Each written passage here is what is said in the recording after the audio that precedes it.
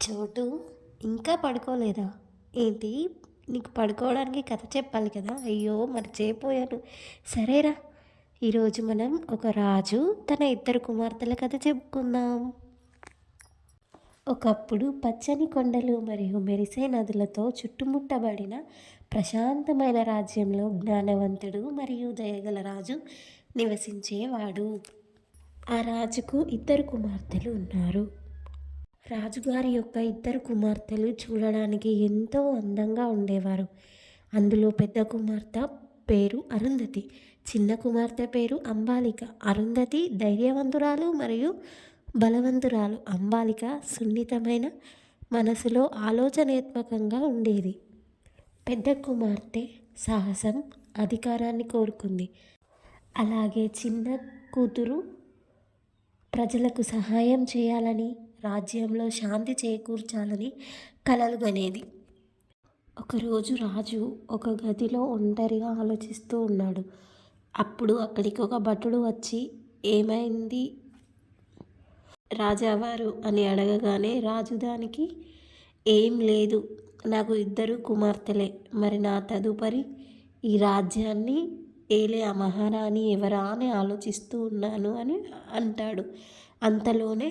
అంతలోనే అక్కడికి చిన్న కుమార్తె రాజు దగ్గరికి వస్తుంది. వచ్చి, ఏమైంది నాన్నగారు, ఎందుకు ఇలా ఉన్నారు అని అడుగుతుంది. దానికి రాజు, ఏమీ లేదమ్మా, మీరేమనుకుంటున్నారు ఈ రాజ్యం గురించి అని అడుగుతాడు. అప్పుడు దానికి చిన్న కుమార్తె, ఎందుకు నాన్నగారు మీరంతా దిగులు చెందుతున్నారు, ఈ రాజ్యాన్ని చూసుకోవడానికి అక్క ఉందిగా, ఇంకా ప్రజలని మంచిగా చూసుకోవడానికి నేను ఉన్నాను అని సర్ది చెబుతుంది. దానికి రాజు ఎంతో సంతోషపడుతూ తన ఇద్దరు కుమార్తెలను దగ్గరకు తీసుకున్నాడు.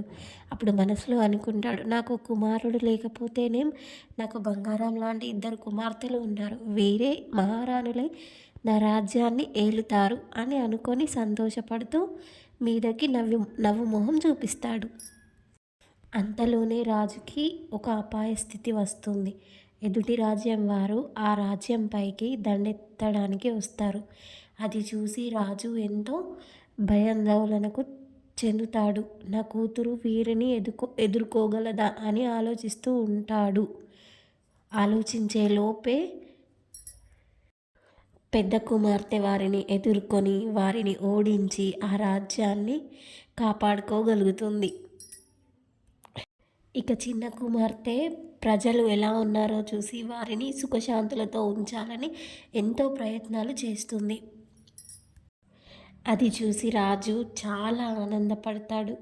తన ఇద్దరి కూతుర్లని మనసుకి హత్తుకుంటాడు. తరువాత తన మొదటి కుమార్తెను మహారాణిగా ఆ రాజ్యానికి పరిచయం చేస్తాడు.